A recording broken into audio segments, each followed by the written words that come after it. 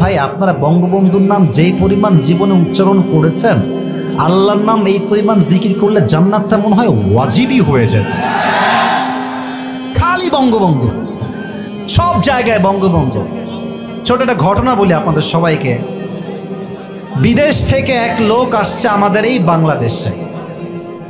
তো আসার পরে তিনি ল্যান্ড করেছেন চট্টগ্রাম বিমানবন্দর। কোন গ্রাম? কুড়িগ্রামের ভাইরা। আমার সঙ্গে কথা না বললে আমি ওয়াজ মোটেই করতে পারি না। কোন গ্রাম যুবক ভাইরা? আরো জোরে বলো, কোন গ্রাম? চট্টগ্রাম। নামছে, নেমে he was coming back to Dhaka, ঢাকার দিকে আসছিল।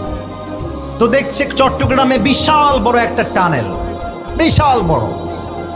তো উনি বলছেন যে how come it possible man, the people of Bangladesh they are very poor, তোমরা তো খুব গরিব মানুষ, গরিব দেশ, এত বড় টানেল কেমনে আসলো, এটার নাম কি?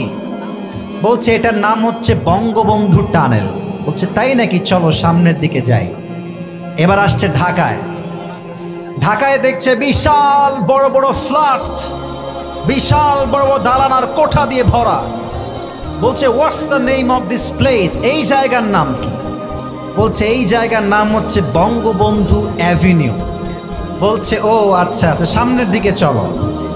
আর একটু সামনে গিয়ে দেখছে বিশাল বড়।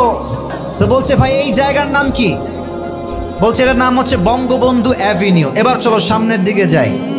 দেখছে বিশাল বড় খাম্বায় লাইট, চতুর্পাশে লাইট আর লাইট। বলছে এই জায়গার নাম কি? বলছে এটার নাম হচ্ছে বঙ্গবন্ধু স্টেডিয়াম। বলছে এখানে আসলে কি হচ্ছে, কি হয়?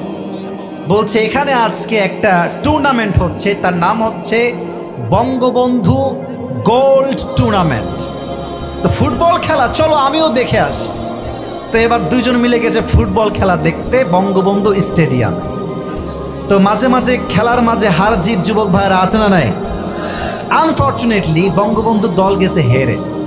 তো যারা হারে দেখবেন শ্রোতারা এত ক্ষিপ্ত হয়, দর্শকরা মাঝে মাঝে জুতার পিটা করে, মাঝে মাঝে ডিম মারে, বলো ঠিক কিনা বলো, মাঝে মাঝে ইট পাটকেলও মারে।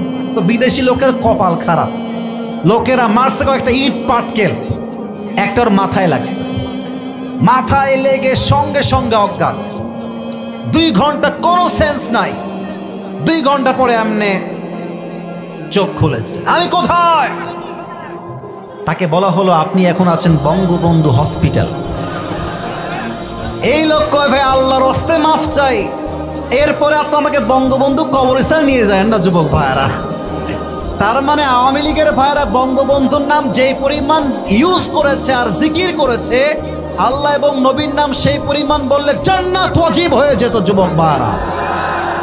এখন আর বঙ্গবন্ধু সৈনিক বলে আপনারা বাটপাড়ি করার সুযোগটা আর পাবেন না যুবক ভাইরা। এদেশে যখন সতর্ক হয়ে গিয়েছে, আমাদের কথা একটা, নবীর আদর্শ আছে যেখানে আমরা আছি। আল্লাহ কবুল করুক, সকলে পড়া আমিন।